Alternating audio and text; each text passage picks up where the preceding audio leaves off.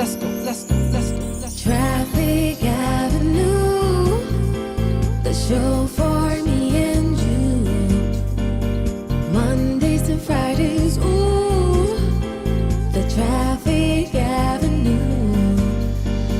Traffic Avenue, the show for me and you.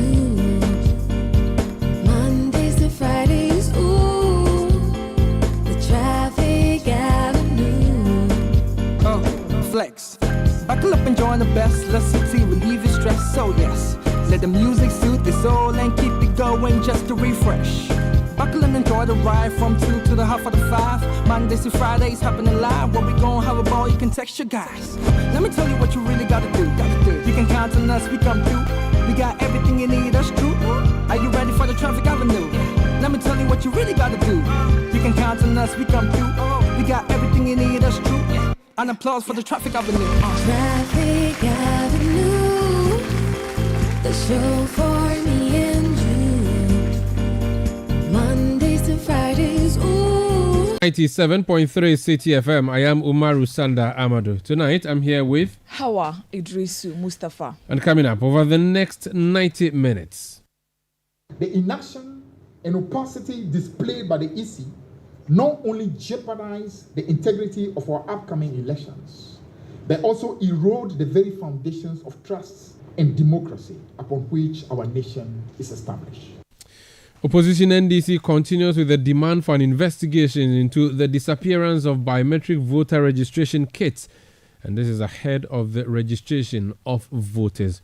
Also coming up, as the tax agenda on utilities fails to see the light of day, government is exploring a new avenue, which is taxing Ghanaians living here but earning income abroad. And later on Eyewitness News.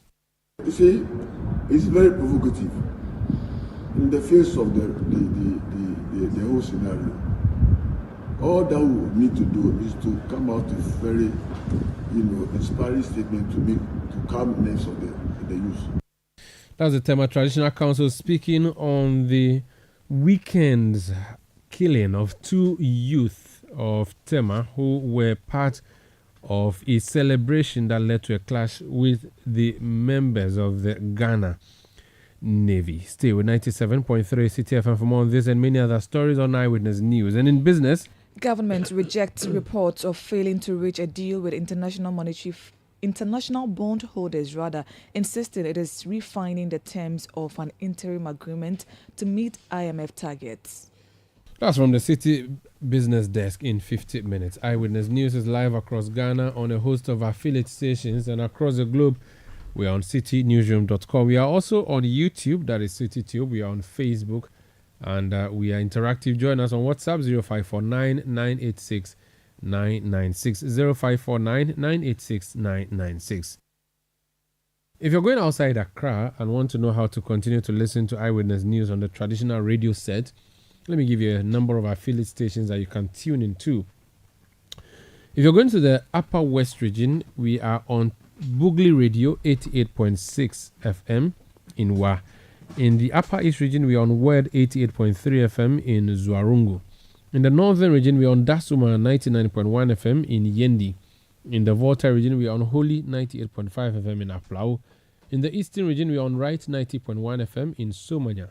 In the Ashanti region, we are on Orange 107.9 FM in Kumasi. In the Bono region, we are on Greener 95.9 FM in Sunyani. In the Western region, we are on Premier 100.5 FM, Beach 105.5 FM, and Sky Power 93.5 FM. All of them are based in Takrady.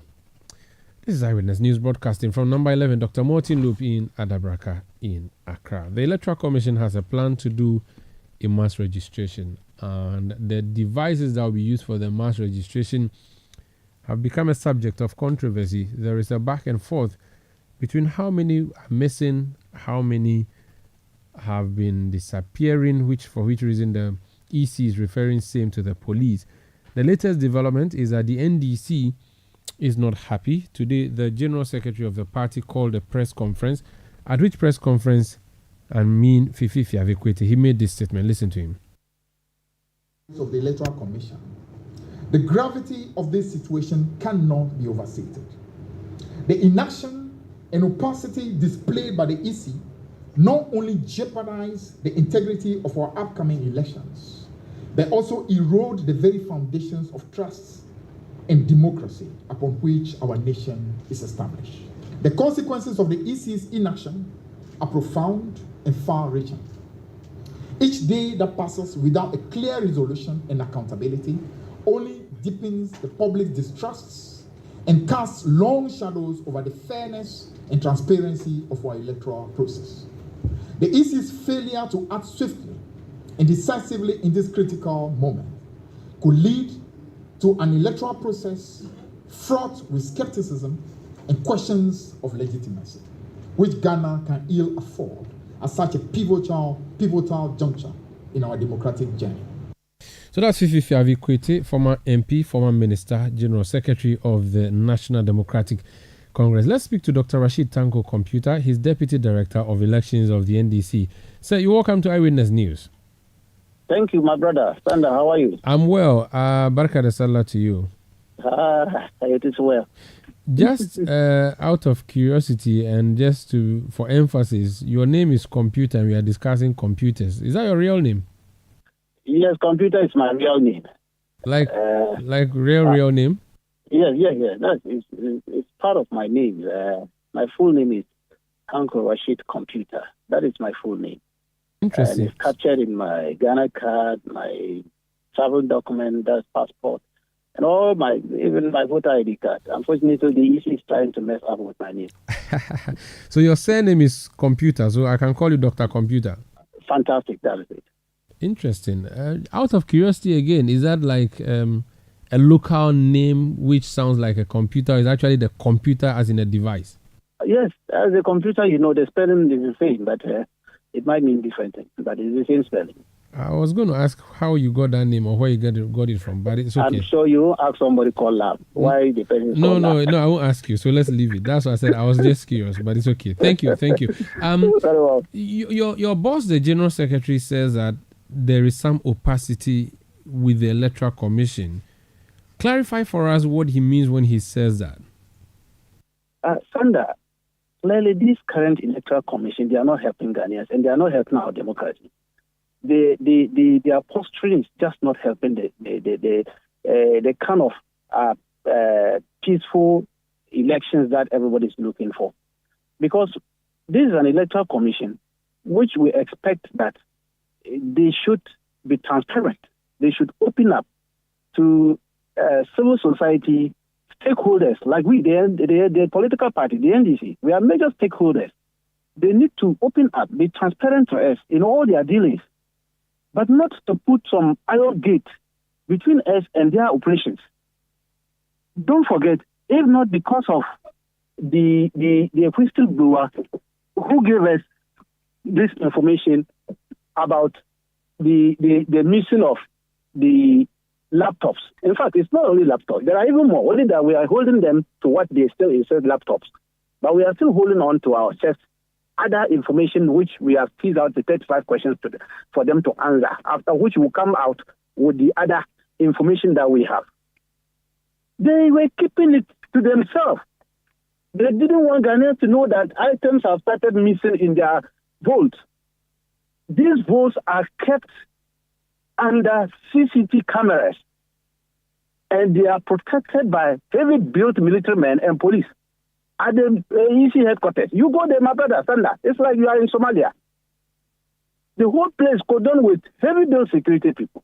So if we have this arrangement there, and yet somebody can manage his way through to pick such vital gadgets out, and the EC kept this one for a very long time. They've been managing the information. They don't want anybody to know. Thank God, a whistleblower blew them up, gave the information to us, and we passed it to our parliamentarians. And they were answering questions under oath when they met the parliamentarians at the Public Account Committee. So they couldn't lie. And only to come out and were rubbishing a press conference held by the minority leader when he spoke about the missing DVDs. And they were trying to say no DVD was missing. Only for us, when we met at IPAC just recently, for them to admit that clearly some DVDs cannot be found. and they try to use adjectives to describe the missing BVDs. One of the commissioners said they were vandalized. Okay, if things were vandalized, where are the pictures of vandalized BVDs? So clearly they are very opaque in their operations. And we think that with this kind of posturing, they don't want to give us free, fair, transparent election come December 7th. Hence, our calling for investigation.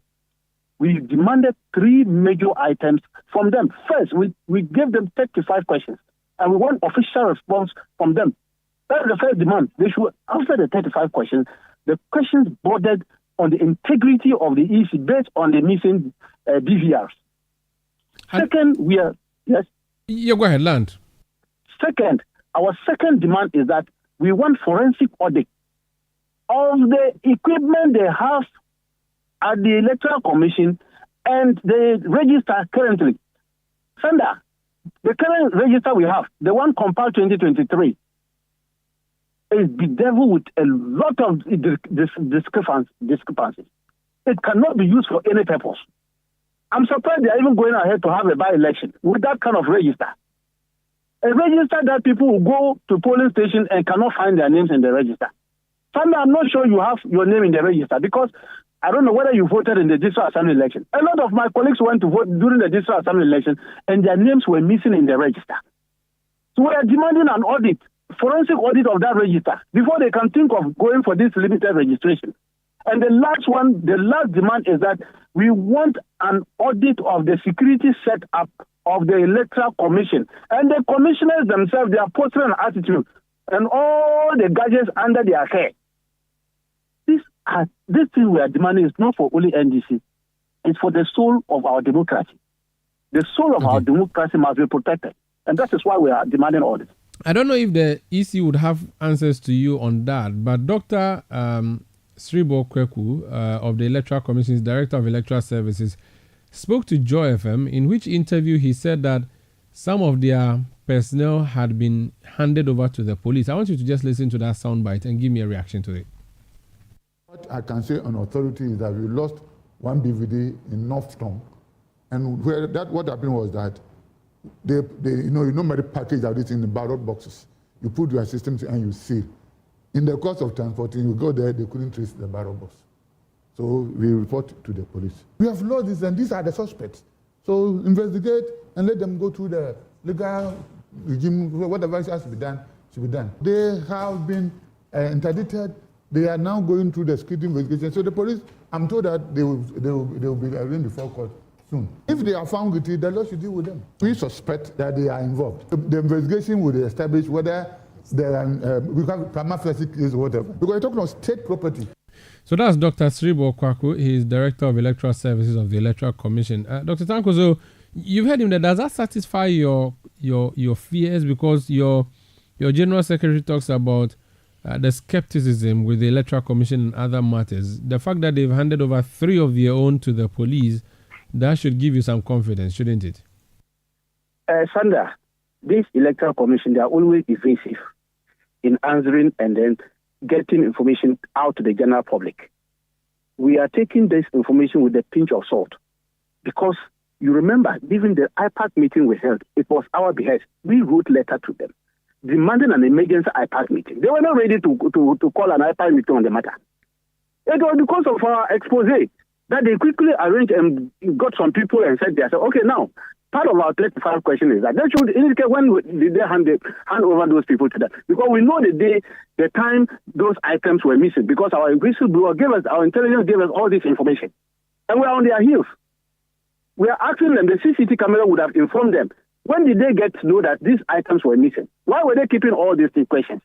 Why did they have to wait until when NDC started exposing this and then they quickly arrange some people and send them there? These are questions that we want the kings over there, the kings at the Electoral Commission to answer.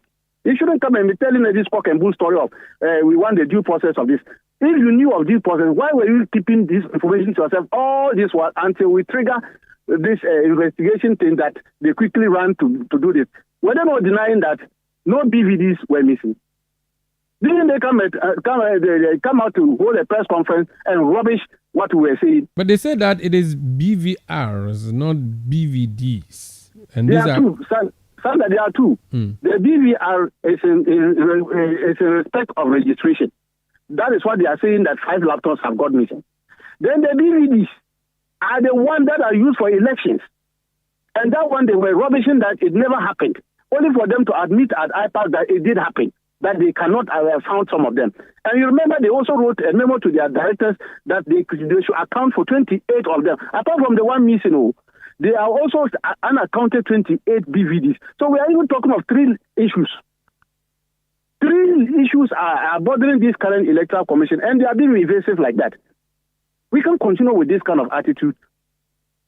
Very well. That is what we are telling Ghanaians to watch them, and everybody should help NDC. They shouldn't think that NDC is the only party that is looking for the soul of this country and our democracy. These things that they are doing, and the civil society, Christian community, Islamic community, and the whole mother of all organizations known as Peace Council, they are quiet about this. We are just waiting. About 2-3 months, they will come to our office and ask us to come and sign anything. We will walk them away. We won't sign anything. Can they see what is going on in the Electoral Commission? Why are they quiet? You are not going to work with them. No, well, I'm saying that why are they quiet with this serious issue that border on the integrity of Electoral Commission and the elections of Ghana? And they are quiet. Don't you know that these are the issues that bring instability in the country? Somebody who is supposed to be neutral, who is supposed to keep the soul of the democracy, because you are to conduct election to elect a president for Ghana and our parliamentarians who are going to decide our fate for us, and you start allowing things to be getting out of hand in your commission, and people who are supposed to speak are quiet. So they want us to go with this process, with this murky process up to December 7th, and they will come and declare all manner of results for us, and they will tell us that, okay, where they are That's what we are telling them. We want the right thing to be done. Very, very well. We have a by-election coming up, which you referenced, the Ejisu by-election. Is your party preparing to take part? SEC will take a decision on this. The Functional Executive Committee will take a final decision on it, either for us to contest or not. So that one, we're waiting on that. When SEC comes out with a decision, we'll go by it. Thank you so much for speaking to us. The pleasure is mine. That's Dr. Rashid Tanko Computer. He's Deputy Director of Elections of the National Democratic Congress. This is Eyewitness News on 97.3 Citi FM. We are coming to you from our studios in Adabraka in Accra. Talking about elections and by-elections. Well, this will not be a by-election, but there's a need for the MPP to replace a candidate for the Akan constituency. How has that story for us? Well, the NPP has confirmed the opening of nominations for the parliamentary elections in the Akan constituency of the Oti region. The decision follows the death of Ghana's former High Commissioner to Nigeria, Rashid Barr, who was the party's parliamentary candidate. In an interview with Citi News, the Oti Regional Secretary of the party, Jonathan Akpabi, urged aspirants and constituents to remain calm despite ongoing tensions. We've opened nomination today, and we will close nomination on Wednesday. Then Thursday is going to be voting. Then 27th of this month, election. That is the primaries. As it is now, with the nomination, the constituency just received the nomination this morning. And so currently, nobody has picked nomination yet. But I believe at the close of the day, I know some people who called yesterday that they are ready to pick nomination today. But the constituency secretariat is working on it, and I believe strongly people will pick their nomination forms. As it is now, there's a little tension in the constituency, so we are only pleading with the aspirants and their supporters to calm down. This is an internal elections, and after definitely it's only one person that win. And so after the win, we need ourselves. And so I'll just plead with them that they should calm down so that after the primary, there won't be any problem in their constituency. That was the Oti Regional Secretary of the NPP, Jonathan Akpabi. Eyewitness News. Be there as it happens. You know, your Papa see that? And it's rickety car. Hey, Papa! Bobo, so how your engine now? It is half man, half amazing. Thanks to Cause and you can feel better energy. Can't touch this. Actually, guys, So Sancho's engine just died like that? Yes, so somebody managed to convince him that there is a better engine oil than Quartz, and he switched. Sancho Panza. Now, which engine oil can be better than Quartz? No other, my guy. Quartz with its age-resistant technology, it keeps your engine younger for longer. Now you know. Have you guys seen the new bottle design? It's superb. Quartz 9000 from Total Energies there improves fuel efficiency. Why do you think Mr. Mane and Logoso have taken the Quartz Nation movement World Cup like that? Sorry. Chairman Mane. Hey, Quartz. Keep your engine younger for longer. Ghana must grow.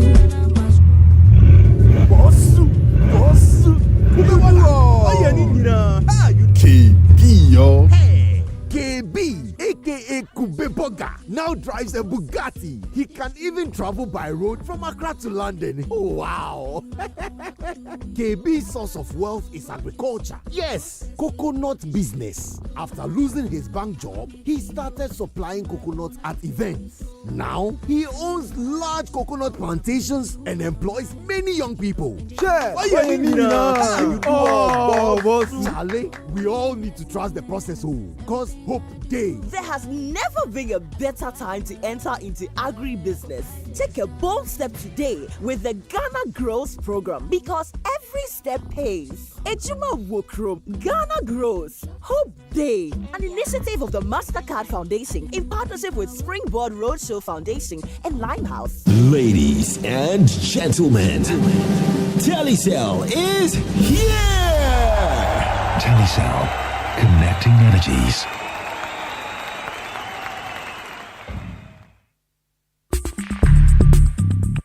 Let your voice be heard on Eyewitness News on Facebook at facebook.com/City97.3, Twitter at twitter.com/City973, and Instagram at instagram.com/City973 with the hashtag Eyewitness News. You're welcome back. The Ghana Water Company Limited has threatened to take legal action against individuals and companies indebted to the firm by the end of May 2024. The Ghana Water Company Limited additionally says it will publish the names of such companies and individuals that fail to honor their financial obligations in the national dailies together with the amount owed. The institution says numerous measures instituted over the years in retrieving such debt have proven futile. Here are excerpts of a statement issued by the water company, read by my colleague Emmanuel Opon.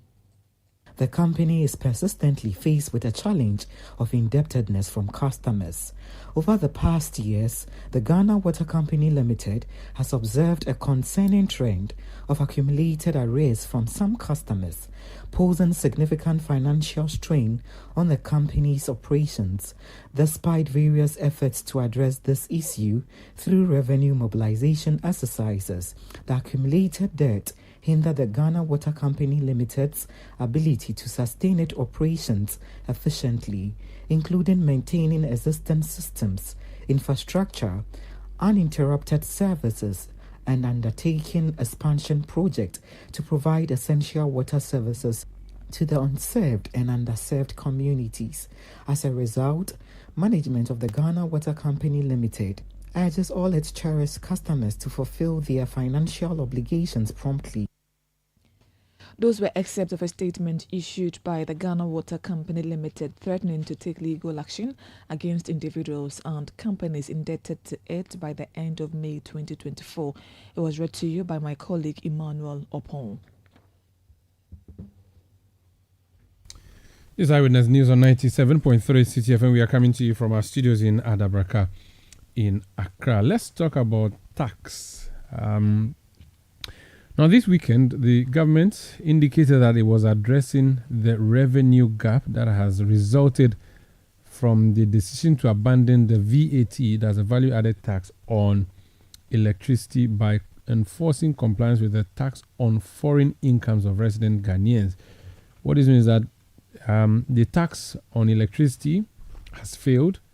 The government is introducing a new tax regime, which is a tax on foreign incomes by Ghanaians who are resident here. So if you earn money here, you live here, you earn money abroad, you pay tax on it. Let's listen to Julie Essiem. She is the Commissioner General, newly appointed Commissioner General of the Ghana Revenue Authority, after which we'll do a quick interview on this. Please listen. The measure that we put in place is a compliance measure on foreign income of resident Ghanaians. Resident Ghanaians simply means anybody, citizens as well in Ghana, who resides in the country for 183 days and beyond, not Ghanaians abroad. We want to make that clear. This measure is not a new measure.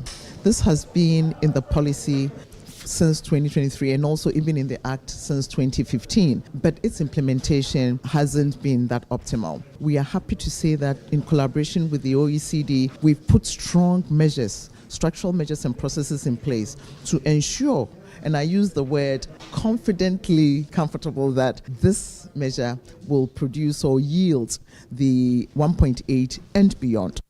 So that's the new Commissioner General of the Ghana Revenue Authority, Julie Essiem. This particular approach, she says, has been on the books, has not been used as much as they plan to use it now. Is it good to abandon one and go for another?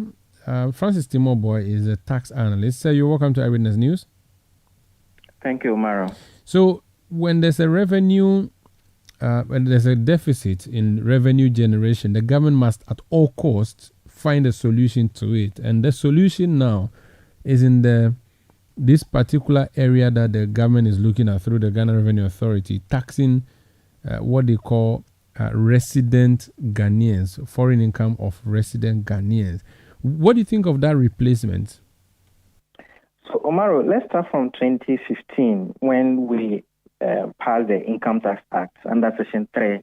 It says that if you are a tax resident in Ghana, your income from investment, business, or employment, whether you got it from Ghana or abroad, you are supposed to bring it to Ghana for us to also tax it. And if for some reasons you have already paid tax on the foreign income, then a credit will be given to you. For tax resident persons, for individuals, we say that if you are a citizen, unless you have a permanent home outside Ghana and you live there for the whole of that year, or even if you are not a citizen, but you are physically present in Ghana, then any income you earn, whether in Ghana or abroad, we are supposed to tax you. Sometimes you can also be a citizen, but you have temporarily stayed outside and it is not up to 365 days. Then income that you earn from abroad must be brought for taxation in Ghana. Like the Commissioner General said, it is not a new law. It is just a compliance measure which has not been enforced over the years. So even though the VAT on electricity consumption for household has not succeeded, I believe that this is an additional measure that can also bring in equally substantial amount of revenue to the government. So it's a smart approach, you would say? Yes, it is, because in January, the Commissioner General announced that they have examined about 70,000 accounts, and the amount in these foreign accounts is close to $3 billion.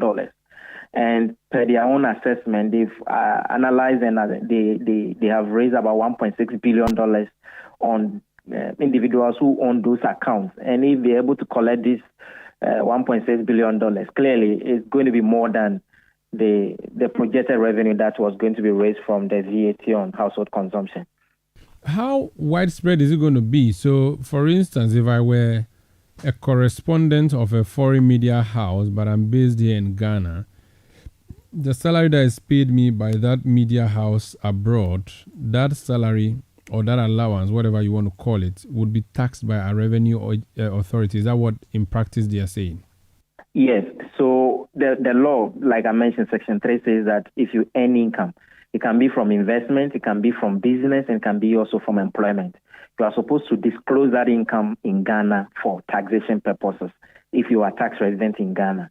If for some reason you do not, GRA opened the room for voluntary disclosure, where you come up and say, for these years I have not disclosed that income, and so I am coming forward to disclose it. And then they will tax you based on what you have disclosed. And then if you have already paid tax in those foreign countries where the income is coming from, a credit will be given to you. And so currently GRA is a member of the Global Forum on Tax Transparency. It's about 160 countries who exchange information about taxpayers, individuals, companies, and the purpose is to ensure that tax evasion is abolished. They just fight against tax evasion. So you never know, your information can be disclosed by the foreign country. And remember, in 2018, the Parliament passed the Automatic Exchange of Information Act into law. So banks are able to share information about your tax affairs, the income that you've earned. They can share with any revenue authority. And when they share that one, and GRA gets to know that you did not disclose that amount, then that will amount to tax evasion, and the necessary penalties will apply. So the issue of implementation is a problem. Now, we do know that there are a lot of tax regimes, but implementing them becomes a difficulty. Why would people ordinarily go and report to the taxman and say, listen, here's the money I have, come and do your deductions? That would still be a difficulty. So implementation-wise, it's still going to be tricky, wouldn't it? Unless the GRA is going to now just start looking into everybody's account and questioning them as to where they got the money from. Exactly. You know, in before, access to information was quite difficult, and people will always evade tax when the activity cannot be found out. Now, because of the exchange of information where over 160 tax authorities are exchanging financial transactions about potential taxpayers, it looks like if you don't come out and your information gets to any of the tax authorities, and in this case, GRA, they will invite you and the evidence will be against you. You wouldn't be able to, evade. And if they find out that you fail to disclose that income, then they're going to impose those sanctions on you, which will even include imprisonment, because tax evasion is a crime. Very well. Thank you so much. We'll wait to see how this implementation is going to roll out. Thank you for speaking to us tonight. Thanks so much. That's Francis Timoboy. He is a tax analyst. This is Eyewitness News on 97.3 Citi FM. We are coming to you from our studios in Adabraka in Accra. Hawa has some other stories for us. Hawa? The KJTM market has again been disconnected from the national grid due to indebtedness to the Electricity Company of Ghana, ECG. The market is currently powered by a plant as an alternative power after close to a week since the disconnection by the National Task Force of the ECG. Management of the facility, in collaboration with the leadership of the various trader groups, has locked up shops of traders owing the bills in a bid to get them to pay the monies. President of the Federation of Kumasi Traders, Nana Akwesi Premper, is blaming the traders for their reluctance in paying the bills. Electricity Company of Ghana have disconnected power to Kumasi City Market. That's a new KJTM market since last Thursday evening. The National Task Force embarked on an exercise, so they were in Kumasi, and KJTM market was affected as well.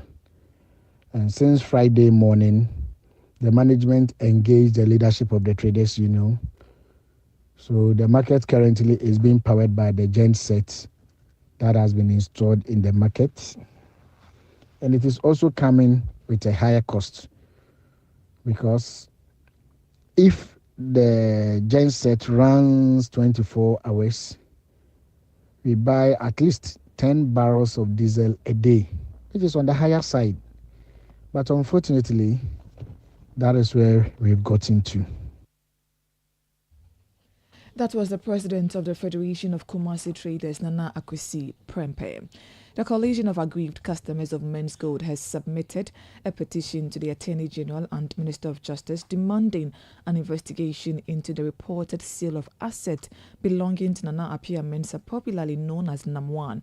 The coalition claims that NAM1 is allegedly involved in the sale of these assets, which are currently under the jurisdiction of the Yoko. That the convener for the coalition, Frederick Forson, stated in an interview with Citi News that they are optimistic about a swift response from the Attorney General regarding their petition. In 2019, there was a court order that confirmed the freezing of all those properties, and it was published. And so our contention is that if it is not the state or the court that has not given that order for those items to be sold, then Attorney General should go into it by investigating to know what's the real factor. So that is why we petitioned the Office of the Attorney General for him to go into it. We have been told that there are other properties that are lining up for sale, and we don't want us to be caught off guard because this matter is before the court, and we think that if the court has chosen those assets, we don't see how it is now being sold at the blind side of the state authorities, hence the petition to Attorney General. Frederick Forson is the convener for the Coalition of Aggrieved Customers of Men's Gold. Eyewitness News. Be there as it happens.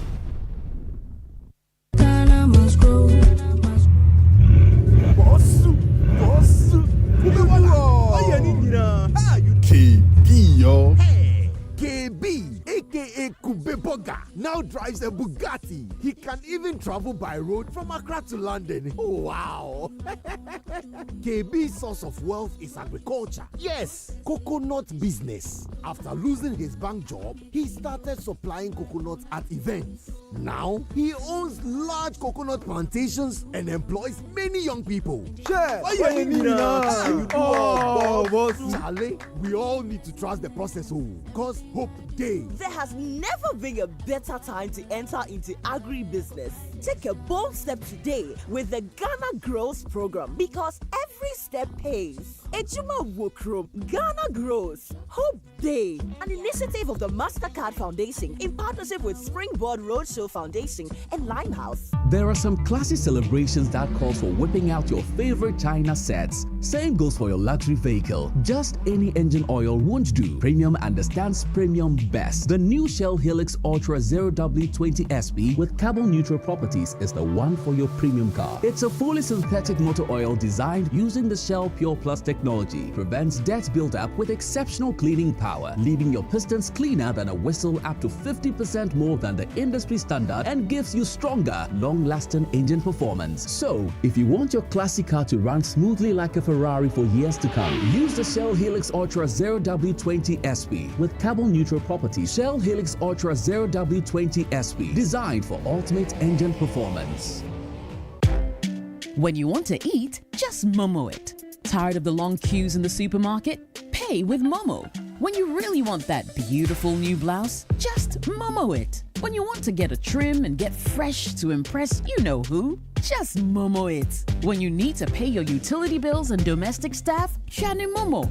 When you want to send love to the family back home, send some Momo. Join the millions of MTN Momo users all over Ghana and live life the brighter way. So just Momo it. MTN. Let your voice be heard on Eyewitness News on Facebook at facebook.com/City97.3, Twitter at twitter.com/City973, and Instagram at instagram.com/City973 with the hashtag Eyewitness News.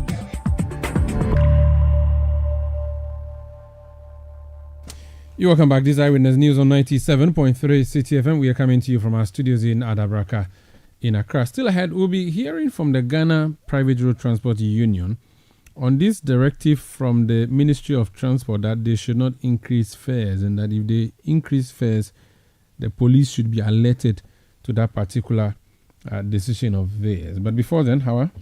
Private legal practitioner Martin Kwebu wants the Economic and Organized Crime Office, EOCO, to withdraw its report on alleged bribery at the Ministry of Roads and Highways for lack of jurisdiction. He wants the Office of the Special Prosecutor to take over the investigation instead. The Ministry of Roads and Highways requested EOCO to investigate comments by former board chairman of the Ghana Revenue Authority, Professor Stephen Adai, who alleged that individuals seeking contracts were told to pay a 1 million cedi bribe upfront. EOCO has since concluded its investigations and indicated that Professor Adai's comments were unsubstantiated and highly presumptuous. Speaking to Citi News, Martin Kwebu said the report is void and should be investigated by the appropriate authority. The Ministry of Roads and Highways shouldn't have petitioned the EOCO because the EOCO cannot investigate corruption and bribery. No, it cannot. So what it is that Yoko used to have that mandate, that the Office of Special Prosecutor Act took away that mandate. So now that mandate belongs to the Special Prosecutor. For emphasis, so I'm talking about Section 80 of Act 959. So the meaning is that Yoko can no longer do bribery and corruption as a result of this Section 80 of the Special Prosecutor Act. So Yoko should have declined jurisdiction. They shouldn't have, especially as they appear to have done a very poor job of the whole investigation. So it means that they've done absolutely nothing. They should withdraw the report they've brought out and redirect the petition to the Office of the Special Prosecutor. I think that would serve governance very well.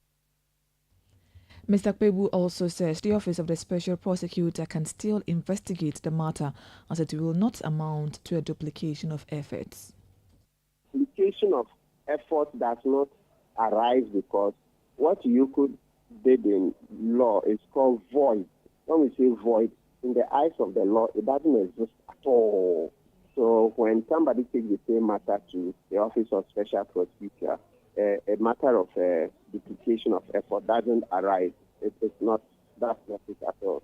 It should be done because what Professor Adair said is common practice. That's the standard. Unfortunately, very bad standard though. But it's been there for decades. Everybody knows that though.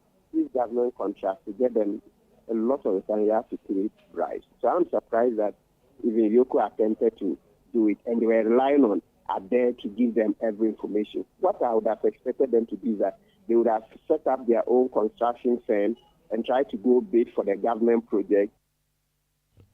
You had private legal practitioner Martin Kpebu. The leadership of the Graduate Student Association of Ghana, GRASAG, has reaffirmed its decision to proceed with a planned demonstration following the government's lack of response to their concerns. The association earlier raised issues regarding the delayed payment of research support grant owed them by the government spanning the last 3 years. During an interview with Citi News, Claudius Ansongna, president of the University of Ghana chapter of GRASAG, emphasized their determination to move forward with their plans. We hadn't heard anything yet from government, but I also called the national president to find out if he had been contacted. No one responded to us as it stands. Some of our colleagues are organizing press conferences tomorrow and tomorrow next. So right after that, if government, if they still remain adamant, as I said, we are already planning on organizing a demonstration. We are already coordinating our colleagues all over the country. They still remain adamant. We will announce the date for the demonstration. Claudius Ansongna is president of the University of Ghana chapter of GRASAG. The Tema Traditional Council has expressed concern regarding the response of the Ghana Armed Forces to a shooting incident at the Tema Naval Base on Friday, April 12. The clash, which took place during a procession as part of the annual Plejo Festival, resulted in the death of 2 persons, leaving others with injuries. Following the incident, the Ghana Armed Forces issued a statement warning that further attacks would be met with appropriate action. However, in an interview with Citi News, spokesperson for the Tema Traditional Council, Niama Sompone, emphasized the importance of adhering to legal protocols in addressing the issue. You see, it's very provocative in the face of the whole scenario. All that we need to do is to come out with very, inspiring statement to calm the nerves of the youth, because tensions are high. So whatever comes out of your mouth should be something that is geared towards softening their stance. But if you start apportioning blame when we know the actual truth, you are not doing the nation any good. Yes, because we also know that to the extent that the police car has been coming in and out, and we haven't had any altercation with them. How different is the community from the police? They are all security agencies. Niama Sompone is the spokesperson for the Tema Traditional Council. Meanwhile, a member of the Defense and Interior Committee of Parliament, Peter Lanchenu Tobo, is demanding a probe into the death of the 2 persons at Tema Newtown. Now, he tells Citi News in an interview that the government must constitute the probe and act on its recommendations. We are asking for an investigation of the matter. Investigation of any time somebody dies, the primary reason is murder until otherwise proven. And it is the police who will investigate to say, this is murder, and we will look at it. If you want to investigate the riot, it's a different ballgame altogether. But as long as somebody is dead in there, I am calling on the police to take up the matter, investigate this matter, bring it to the public domain. If the soldiers who were there are at fault, and I'm sure that the military institution has its own internal mechanism to deal with it, and if it's a matter that Parliament will have to step in, why not? Let's ensure that there is clarity on this matter. And let's ensure that this is nipped in the bud, and it should never happen again. One life lost is one too many. Come what may, if there are investigations and there are recommendations will have to be executed by the executive arm of government. So if Parliament conducts an inquiry into a matter, a fact-finding into a matter, and concludes on the matter and presents a report to the plenary, and it's discussed, and finally Parliament as a whole passes a resolution and hands it over to the executive, all we expect is that the executive arm of government will do what is the needful. The various institutions will have to take it up and deal with them. The former police officer and MP for Wa West is also calling for a review of Ghana's military training approach. At any point in time that the civilian sees the soldier or the man in uniform wielding a gun to be an enemy, there is something that we need to do right.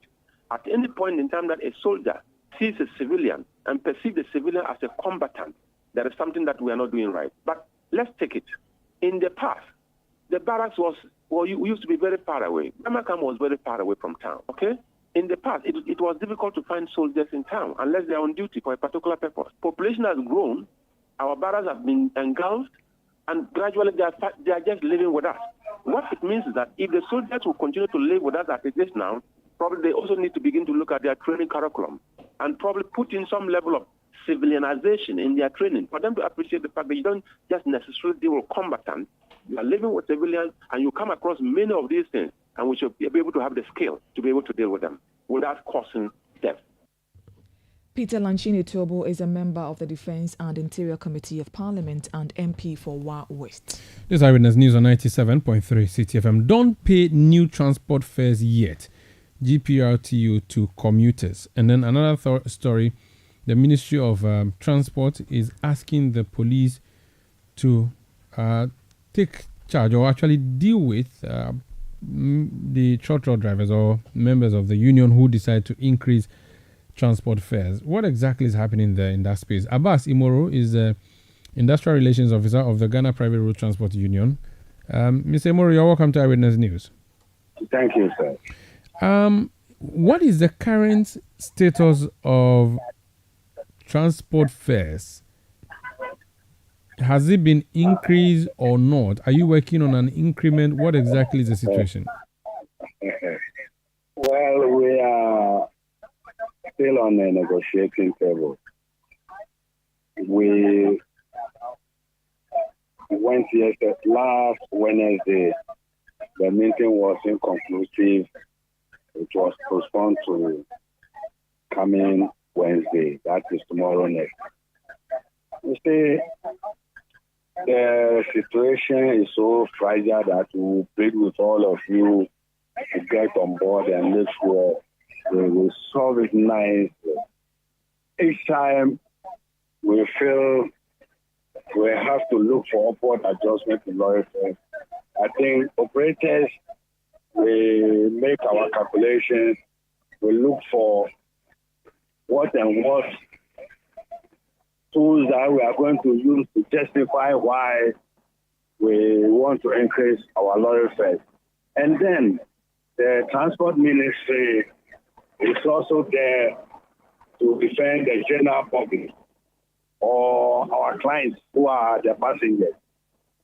So whatever we place before the Transport Ministry, they will also cross-check to make sure. We are saying this has gone up. We are saying this is up by this percentage. So we have never met once, and we are able to conclude why we are there on that very day. Normally, we present our grievances They will also have some time to check, and before, yes, whatever we presented the true nature of why we are asking for the upward adjustment. So who are the three parties in this negotiation? So come again. Who are the people, the groups that come together to agree on this transport fares? Yes, a very good question. GPRTU, we are autonomous. You know, GPRTU, undisputedly, we are the leading private transport operators in the country. We operate all over the country, all the 16 regions, villages which has no names. We at times even name them. Then the GRTCC also represent the smaller ones. We could have a transport operating, who operates only in Accra. Even when we say Accra, not all other stations in Accra, there could be only one station. For example, at La Paz. For example, at Tema Station or at Carnation. So such a person cannot compare itself to some unions or any other union which is all over the country, who knows all the problems around the country. So these smaller ones are being represented by the GRTCC, Ghana Road Transport Coordinating Council. So when we meet, GPRTU is there and GRTCC is there, meaning all transport operators are there. This is what has been happening for ages until today. So this is how we go about it. How binding is your decision? And when I say how binding, is it compulsory for your union members to abide by your decision? Oh, this is a custom which is binding. Once upon a time, it is even only the GPRT who stands in for all transport operators. Until recently, that we have sprinter unions. It wasn't like this. It was GPRT and the government. So it's very binding. Okay, now that the ministry is saying that people should not increase fares and that if they do, the police should be alerted to same, what does that mean? Does it mean that your members who increase fares should be arrested by the police? What's your understanding of the statement from the ministry? And is it a statement you support? I don't consider it that way. I believe it is to pave way for the outstanding procedure that is almost broken down. This is my belief. Explain that. I'm not really clear. I don't say, you ask a question and I say I don't say it that way. I believe it is to pave way for the existing procedure to prevail. Okay, but are you aware of this statement from the ministry?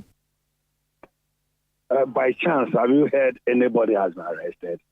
No, but I'm just looking at the communication in there that says if any driver... You see, my brother, we must take at times the way things are. I am a professional driver.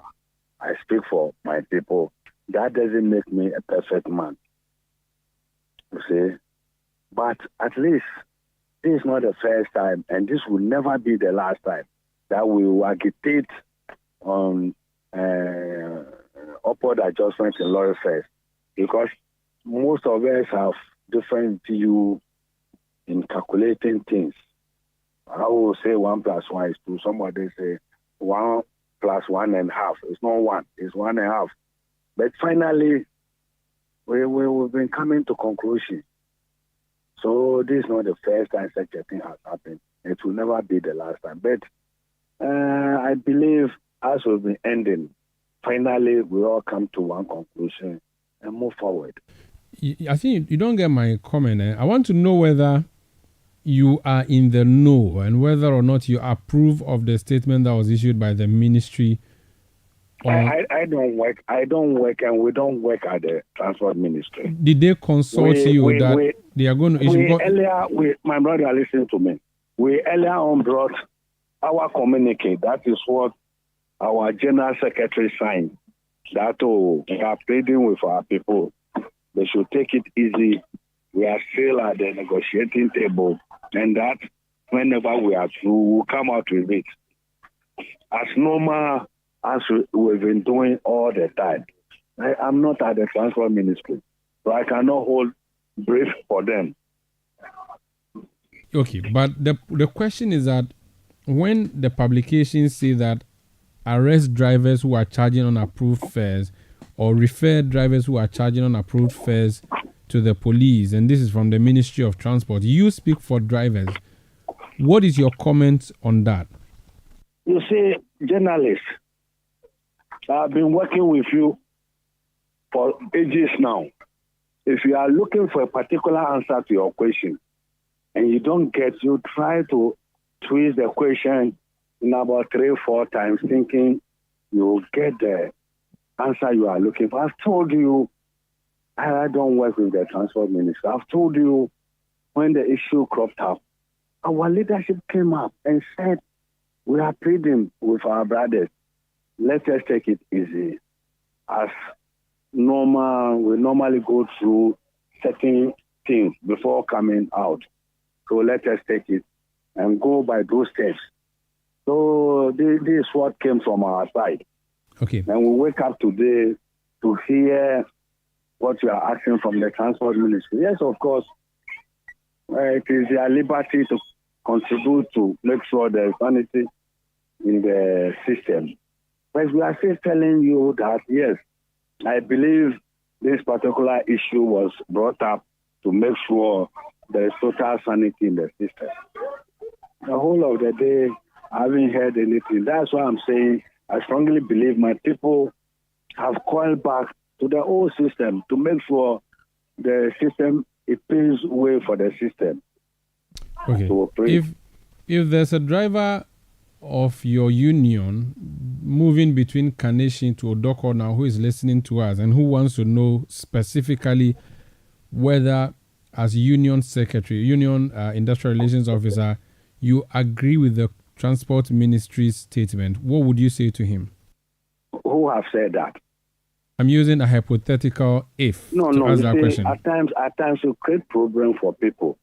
Are you instigating my people against me? And where have I said that we, the leadership of the operators, have agreed to that? No, I'm not saying you have. I haven't said. Any of our people. I haven't. You don't have to bring this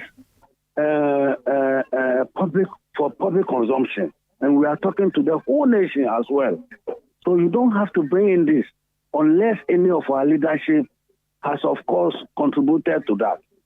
If not, do you think it is wise to bring in such a conversation? Why nobody has come out to support such a thing or say something? It's a question. I want to hear what your specific position. At times, my brother, at times you stay by nearby house, you will hear them quarreling. Nobody has thrown a blow. But if you go in to separate them and you are not careful, you will force one of them to throw his hand. And this question, you are not supposed to ask such a question. So you won't answer as to whether GPRTU agrees with the decision or not? I have worked with you for years. Journalists have worked with you for years because you wanted to hear something from us and you haven't heard that. You are forcing that into our mouth. Please, don't do that. Help us to make sure the situation is fragile. Help us to make sure we control this situation. Okay. We are Ghanaians. No problem. We will live here today, we will live here tomorrow. Until we are dead, we'll continue living tomorrow next. Thank you for the prayers. When are we going to hear from you on what figures you've arrived at in terms of the fares? God willing, we are meeting again on Wednesday. God willing. So maybe we can get the answers by Wednesday. Thank you for speaking to us. You're always welcome. That's Abbas Imoro. He's the Industrial Relations Officer of the Ghana Private Road Transport Union, GPRTU. A law lecturer, a criminal law lecturer and lawyer has sent me a message. And he says the police has no legal mandate to arrest any driver for violating administrative directive where is a criminal offense. It will be abuse of power and ultra-virus. Price control being a criminal offense, that's the question he's put forth. And we've called up our own colleague here in the Citi Newsroom, who is also a lawyer, Selom Kojo. I don't know, he's joined us on the line. Counsel, you're welcome to Eyewitness News. I've just quoted a message from a law lecturer. Do you agree with him that, strictly speaking to the law, This referral to the police by the Transport Ministry may be wanting in law, or there's some other angle of the law that can be considered?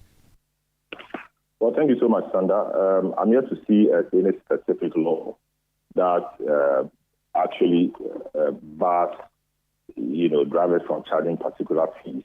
The GPRTU is a private organization, and a whole lot of things flow from there. The law really is that before something becomes an offense, the thing must be codified or put down in a written law. And then there should also be a prescribed punishment for same. So has this particular offense been stated in a written law? And what is, or is there a punishment for this particular offense we are learning of, or the police or the ministry is trying to talk to us about? If the answer to the apostated question is in the positive, then fine, then the police will have a mandate to do so. In the absence of that, the police really have no mandate to arrest anybody for charging, unapproved fees, as far as I know.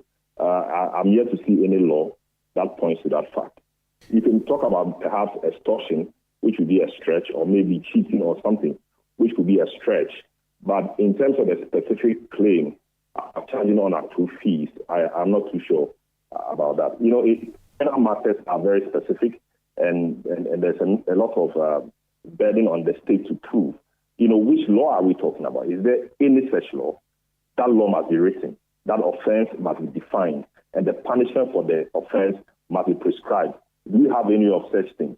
If we do, then fine. But as far as I know and as far as I'm concerned, I've not seen any such law. And in the absence of any such law, I'm not sure the police will have any proper mandate in going around arresting people. Perhaps what could happen is if there is some confusion on a bus or in a vehicle in respect of fees that are charged, which passengers deem unapproved, and that is working to breach the peace, then the police will be called in to restore calm or quell the confusion. That is as far as my mind can go in respect of this. So the state cannot force a private individual to do business in a certain way and charge a certain amount?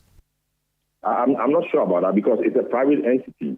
So what happens really is a convention so that before fares are increased, the GPRTU, the Transport Ministry, and other stakeholders meet and agree on what the reasonable, increase should be.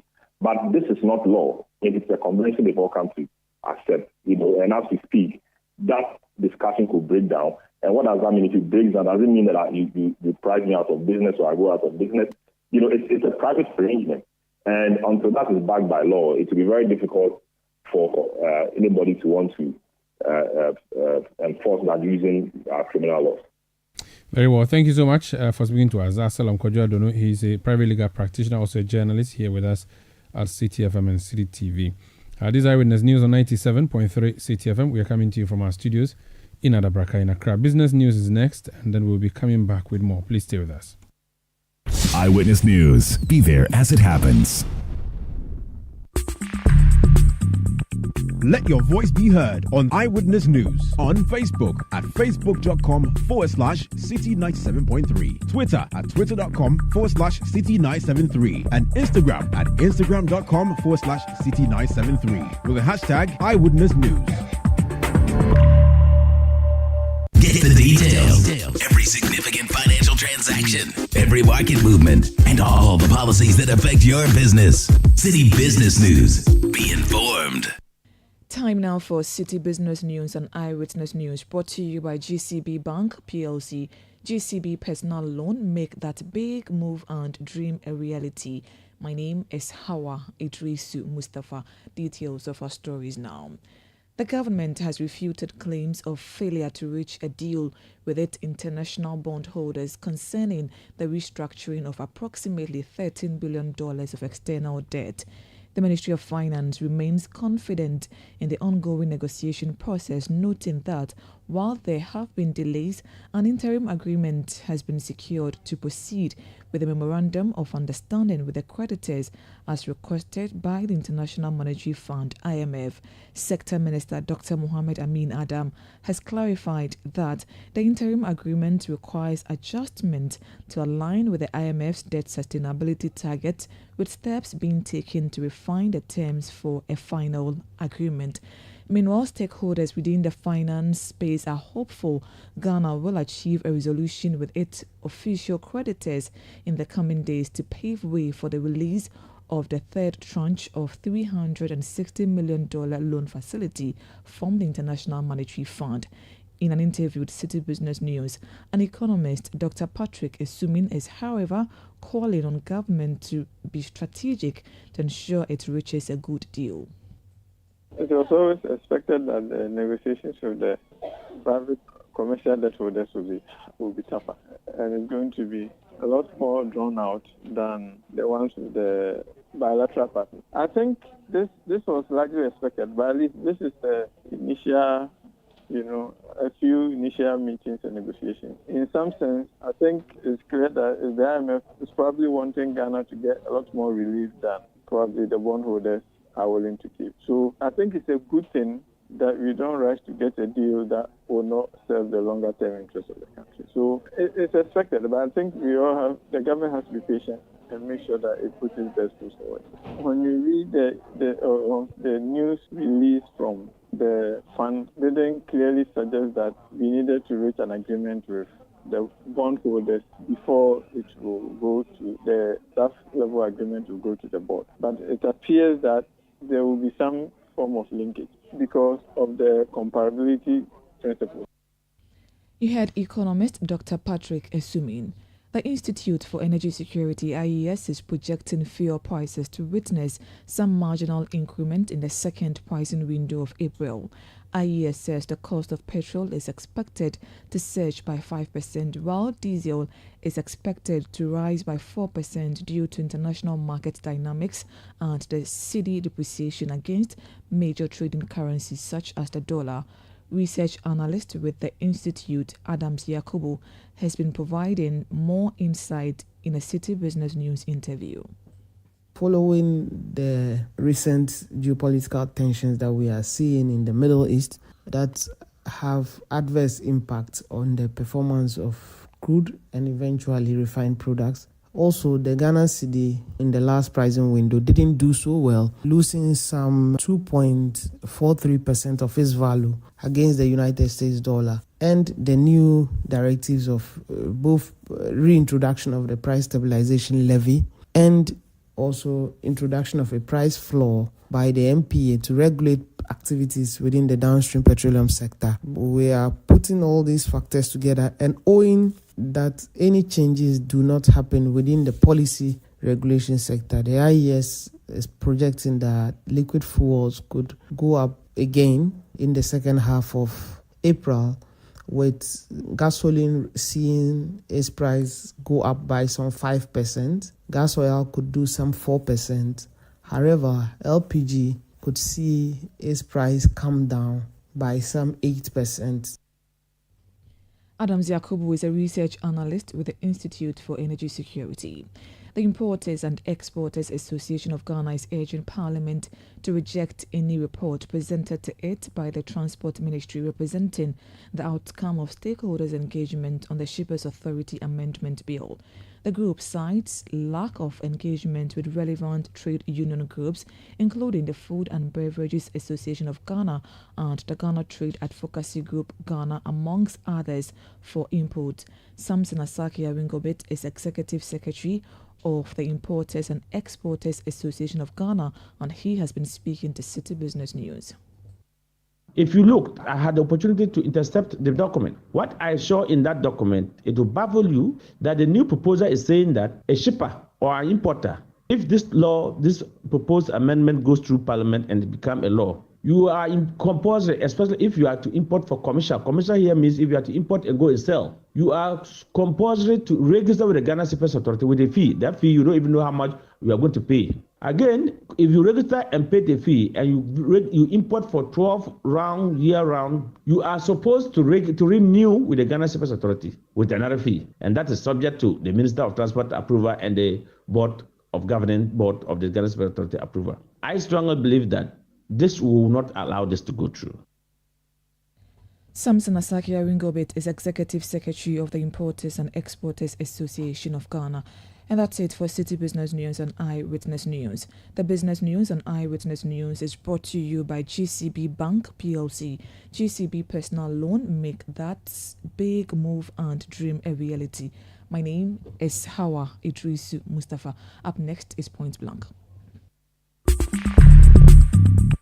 Let your voice be heard on Eyewitness News on Facebook at facebook.com/Citi97.3, Twitter at twitter.com/Citi973, and Instagram at instagram.com/Citi973 with the hashtag Eyewitness News.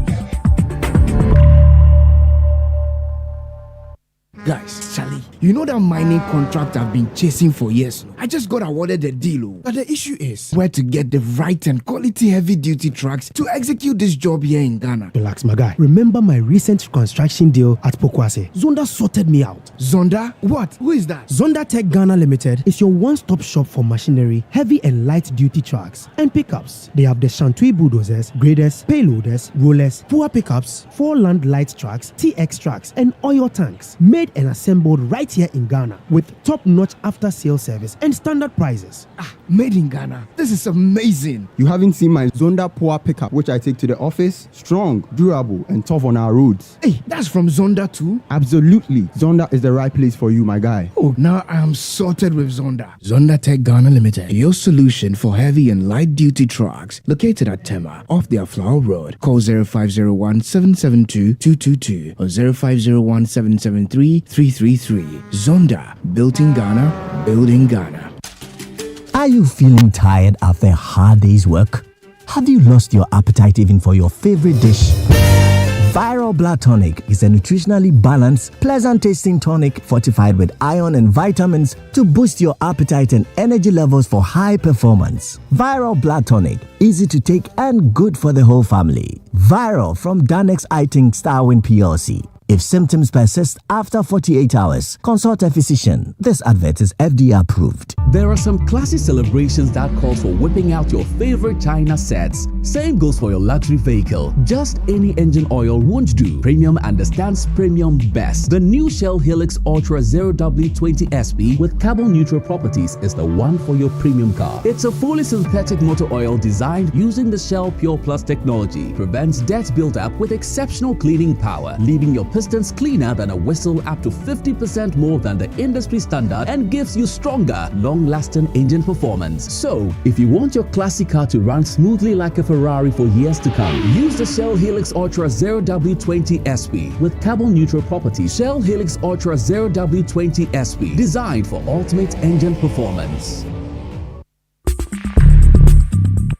Let your voice be heard on Eyewitness News on Facebook at facebook.com/Citi97.3, Twitter at twitter.com/Citi973, and Instagram at instagram.com/Citi973 with the hashtag Eyewitness News.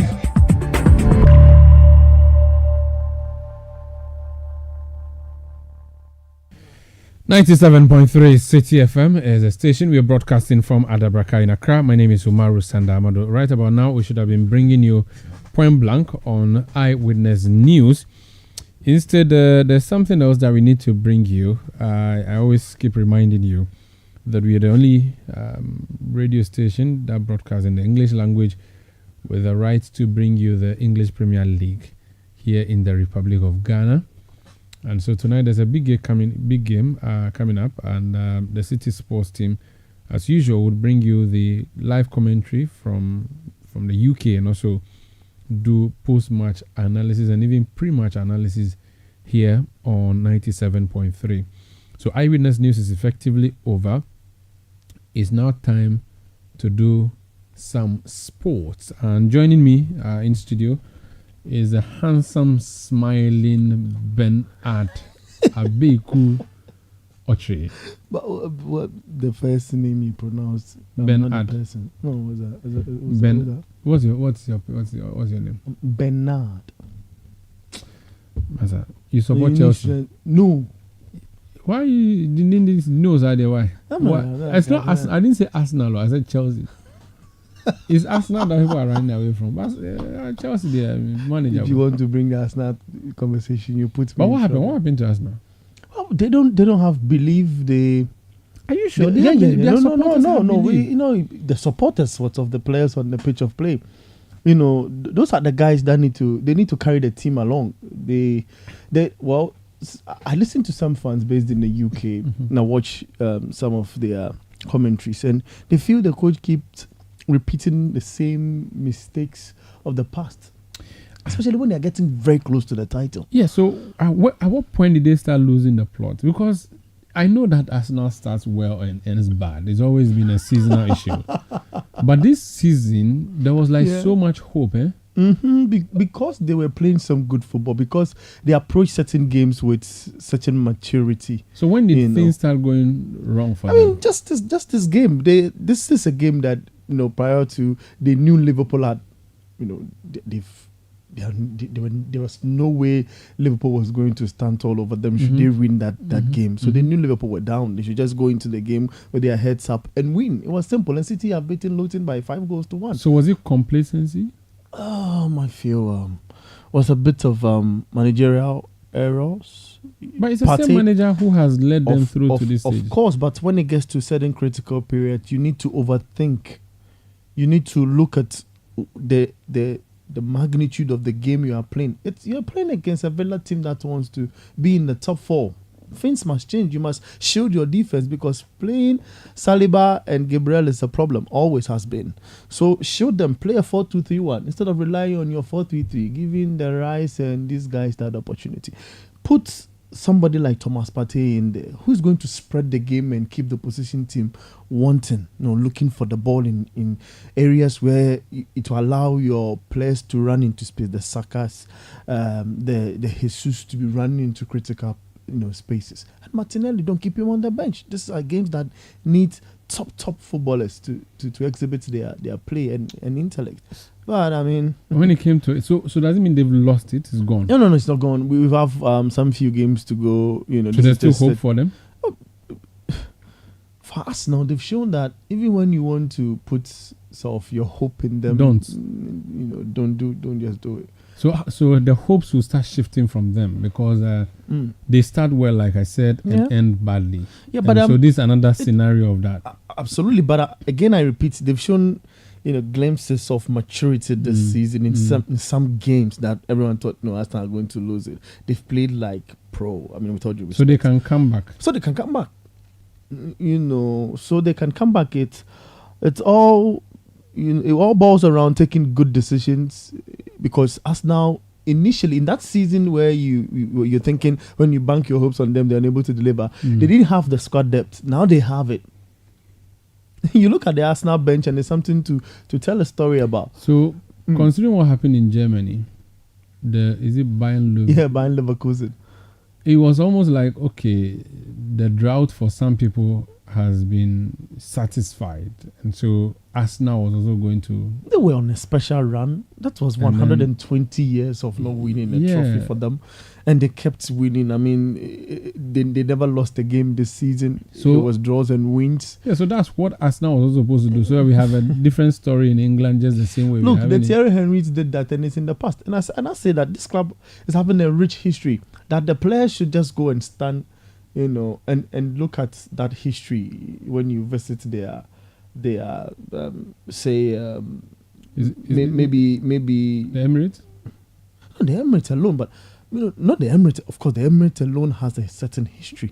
But when you go into their trophy room, is what I want to talk about. They should just go and stand there. Look at the pictures on the wall. Look at the trophies and the legacy that has been left. Absolutely, the legacy, and calculate the number of years that the space between them and that. Which they have the past staring glory at them, and then try to do something. And I say, when a manager gives you the opportunity to start a game, that's enough. It's enough. I mean, he's giving you all the surety that look, you are the guy who can do the job. You just don't go in and feel frightened and not want to play. At the point, that's what you see the Arsenal team. When next are they playing and who are they playing? Well, I must check that and let you know. It's like you've given up on them. You don't even want to know. Let's talk about tonight. Who are playing tonight? Oh, well, there are. It's Chelsea, Everton who are playing tonight, and it's one team that is suffering from points deduction. Everton. Everton, yeah, and it's been very difficult for them this campaign because the Premier League's profit and sustainability regulations is really on them. So initially it was 6 points. They had to go and try and fight it to see if there will be a reduction, and then there's 2 points again. So it's like as they fight to want to get up, they are dragged. Where are they now? Oh, they are somewhere battling it out of relegation, and it makes it difficult. They are 16th now. The points margin is 27 for them, and they are just sitting about now because of the deduction. Luton have 25 points and they have 27. Mm-hmm. So look at the distance. So they are battling for relegation. Yeah, and it makes it dangerous. And so they need to be winning. They have to win starting from tonight. They do not have a good record against Chelsea. But Chelsea is in a comfortable leader. As for Chelsea, they have cemented the sort of 9th, 10th position. They are 9th currently. Not top 4. Oh no, they have chances of getting into that space. They have a game outstanding, and they just need to win. Currently, but that consistency is the problem. So currently, what's the top of the table looking like? Manchester City 73 points, Arsenal 71, Liverpool 71. So Arsenal still hope. If we fast and pray, they can go. They have to be consistent. They have to focus. But we can also fast for them. You never know. This is maybe spiritual. Can fast for them. Well, you're saying it. I didn't say that. You can fast and pray for them. Are you going to fast and pray for us now? No. I'm wasting my intestines. When you fasted, did you pray for them? No, I didn't. Even United, I didn't pray for them. Why? We've given up on United the same way that you have given up on. Charlie, let me leave you in the studio. Why? So we are having the match coming up tonight, Premier League, Monday Night Football. Chelsea versus Everton coming up next.